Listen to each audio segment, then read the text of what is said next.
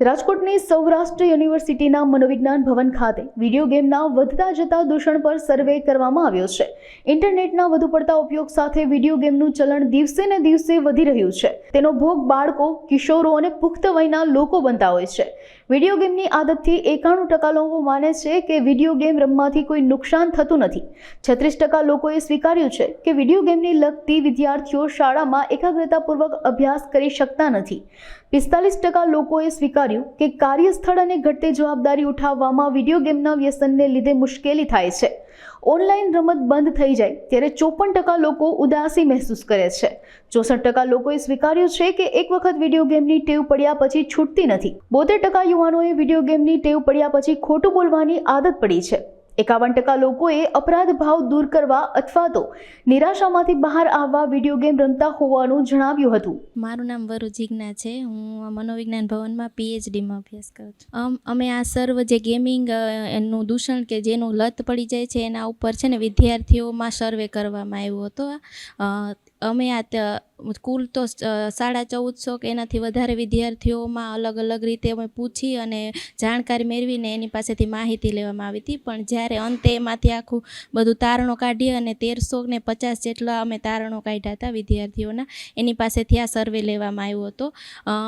અમારેમાં એક ટેકનિક આવે છે કે અમે જ્યારે એક વ્યક્તિને અમારા વિદ્યાર્થીઓને પૂછીએ અને એ લોકોને કહેવામાં આવ્યું હતું કે તમારી પાસે જે પણ એના મિત્રો હોય અથવા તો એના જાણીતા લોકો પાસેથી આની માહિતી લેવામાં આવી હતી અને એના આધારે અમે આખો આ સર્વે કર્યો હતો. અમે આમાં ખાસ કરીને 14 વર્ષથી 24 વર્ષ સુધીના વિદ્યાર્થીઓ કે જે યુવાનો છે ને એની પાસેથી આ માહિતી લેવામાં આવી હતી કે અત્યારે છે ને જોઈએ તો ઇન્ટરનેટનું વ્યસન ખૂબ વધી જાય છે. એમાં પણ ગેમિંગનું વ્યસન છે ને ખૂબ જ જોવા મળે છે કે જે વિદ્યાર્થીઓ છે ને પોતાના અભ્યાસથી દૂર વયા જાય છે અને સતત એમાં જ પોરાવેલા રહે છે. એટલે એના અભ્યાસમાં ધ્યાન નથી જતું. એને પરીક્ષાઓમાં જેવા માર્ક્સ જોઈએ એવા આવતા નથી.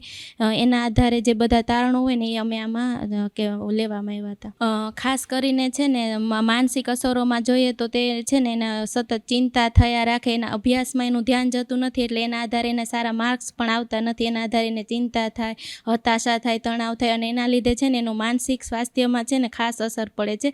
એટલે આવા બધા માનસિક અસરો છે ને એને ખૂબ જ જોવા મળે છે અને એની આધારે શારીરિક બીમારીઓ પણ થાય છે. અમારા મનોવિજ્ઞાનમાં એક છે કે છે ને માનસિક બીમારીને આધારે શારીરિક બીમારીઓ થાય છે એવું આખું જોવા જ મળે છે. એટલે માનસિક જો એને પ્રેશર પડશે તો એની સીધી અસર એની શારીરિક બાબતો ઉપર પણ પડશે. એટલે એના આધારે પણ એને ખૂબ જ નુકસાન થાય છે આ ગેમિંગનું દૂષણથી. હું એવો સંદેશો આપીશ કે કોઈ પણ બાબતો હોય ને એનું નોર્મલ જ્યાં સુધી તમે યુઝ કરો ને ત્યાં સુધી શક્ય છે. પણ જ્યારે એમાં ને એમાં પોરવાઈ રહ્યો અને તમે બીજી બધી બાબતોથી દૂર જાઓ તો એ તમને ખાસ નુકસાન કરી શકે છે.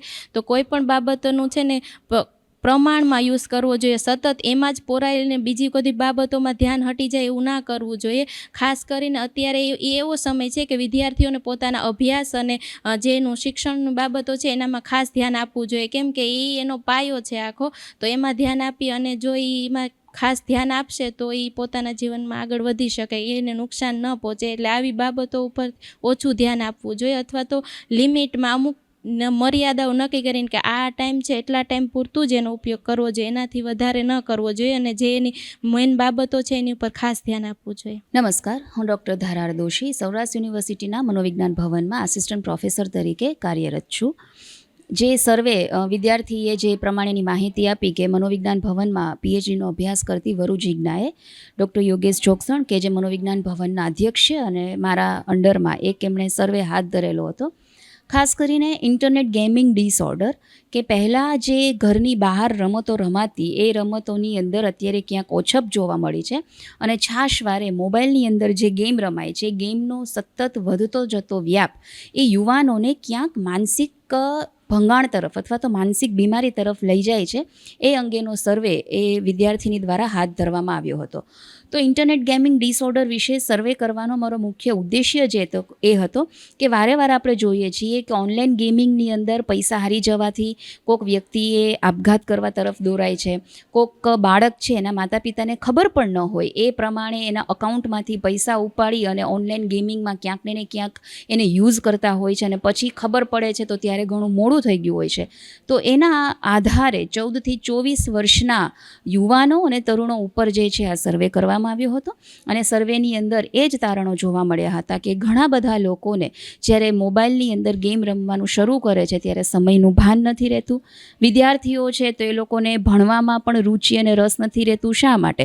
તો કે આપણે ઘણી વખત જોઈએ છીએ કે આપણે કોઈ કામ પૂર્ણ થઈ ગયું હોય ને એ એટલું બધું યાદ નથી રહેતું કે જ્યારે અધૂરું હોય છે એના તુલનામાં. તો અહીંયા એક પછી એક જે સ્ટેપ આવતા હોય છે મોબાઈલની ગેમના, તો એક સ્ટેપ એ કોઈ વિદ્યાર્થીએ કે વ્યક્તિએ પૂર્ણ કરી લીધેલું છે, પછી જ્યાં સુધી એ બીજું સ્ટેપ પૂર્ણ ન કરે ત્યાં સુધી સતત એને એની એ બાબતના વિચારો આવ્યા કરતા હોય છે અને જેના કારણે પોતાનું ધ્યાન એ કોઈક પણ જગ્યાએ ફોકસ નથી કરી શકતા. તો એ પણ સમસ્યા જોવા મળી હતી. જુગારના લત એટલે કે ઓનલાઈન ગેમલિંગની અંદર પણ દિવસે ને દિવસે લોકો વધારે ચડતા જાય છે એવું પણ અમને આ સર્વેમાં જોવા મળ્યું હતું. તો આમ જોઈએ તો ઓનલાઈન ગેમિંગ ડિસઓર્ડરના કારણે શારીરિક, માનસિક, વ્યક્તિગત અને સામાજિક આવા અલગ અલગ પ્રકારના ઘણા નુકસાનો એ આપણી યુવા ધનને થઈ રહ્યા છે એવું વિદ્યાર્થિનીના સર્વેમાં સામે આવ્યું હતું. હવે ખાસ કરીને કોઈ પણ બીમારીઓ જે હોય છે ને આને ઘણા બધા લોકો બીમારી ગણતા પણ નથી હોતા, કારણ કે આજે પણ જ્યાં સુધી શરીરની અંદર કોઈ લક્ષણો ન દેખાય ત્યાં સુધી આપણે કોઈ પણ બાબતને બીમારી તરીકે નથી ગણતા હોતા. તો આપણને જ્યારે એવી ખબર પડે છે કે આપણને કોઈ વસ્તુનું વ્યસન અથવા તો લત એ વધારે પડતી થતી જાય છે તો ત્યારે એને નિયંત્રણમાં મૂકવું એ આપણા હાથ તરફ જ છે અને એ આપણા હાથમાં જ છે. તો સૌથી પહેલાં તો આપણા જે મોબાઈલના નોટિફિકેશન હોય એને ઓફ રાખવા ખૂબ જરૂરી છે. શા માટે? કારણ કે આપણો મોબાઈલ પડેલો હોય છે, એક નોટિફિકેશન આવે જ્યાં સુધી એ આપણે જોશું નહીં ત્યાં સુધી મગજમાં વિચાર આવશે કે કયું નોટિફિકેશન આવ્યું હશે અથવા તો મેં કોઈને મેસેજ કર્યો તેનો રિપ્લાય આવ્યો છે કે નહીં.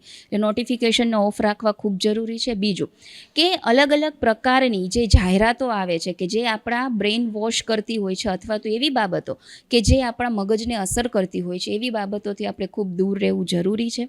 આપણું કોઈ મિત્ર અથવા તો આપણું કોઈ સગું એ કોઈ આવા ગેમમાં રૂપિયા જે છે કમાયેલા હોય તો એના જ રસ્તે ચાલી અને આપણે પણ ઝાઝા રૂપિયા કમાઈ શકશું અથવા તો આપણને પણ સારી આવક થઈ શકશે એવા ભ્રમમાં ન રહેવું જોઈએ અને વાસ્તવિકતા એટલે કે રિયાલિટી તરફ આગળ વધીએ તો આપણા દિવસે ને દિવસે જે ક્યાંક ને ક્યાંક ગેમિંગનું દૂષણ વધે છે ને આપણે ઘટાડી શકશું. ખાસ કરીને વિદ્યાર્થીઓને અથવા તો કોઈ પણ જે લોકો આવી ગેમ રમતા હોય એને એક જ સંદેશો આપવાનો રહે કે આપણું જીવન આપણા માટે અગત્યનું હોય છે. મોબાઈલ એ આપણી સુવિધાઓ માટે, મોબાઈલમાં રહેલી ગેમ એ આપણી સુવિધાઓ કે ગમ્મત માટે બનેલી હોય છે. એ ગમ્મતના કારણે આપણને નુકસાન થાય શારીરિક અને માનસિક. એ હદે જ્યારે આપણને એનું વ્યસન થઈ જાય છે તો આપણે એ વ્યસનના એ મોબાઈલના આદિ કે ગુલામ બની ગયા હોય છે. તો આપણે એવા વ્યસન કે મોબાઈલના ગુલામ ન બનીએ અને જે આઉટડોર ગેમ્સ છે કે જેનાથી આપણો શારીરિક, માનસિક અને બોધાત્મક ત્રણેય પ્રકારનો વિકાસ થતો હોય છે એવી રમતો તરફ આગળ વધીએ, નહીં કે આવી ગેમ કે જે આપણને શાંતિથી બેઠા બેઠા રમવાની છે અને એના કારણે આપણું બોડીમાં પણ વધારો થાય છે, મેદસ્વીતા વધે છે, સ્થૂળતા વધે છે, તો જેનાથી આપણા શરીર અને મનને નુકસાન થવાનું છે. એવી ગેમ રમવા કરતાં એવી ગેમ તરફ આગળ વધીએ કે જ્યાંથી આપણું કોગ્નેટિવ, સાયકોલોજીકલ અને ફિઝિકલ ગ્રોથ થઈ શકે.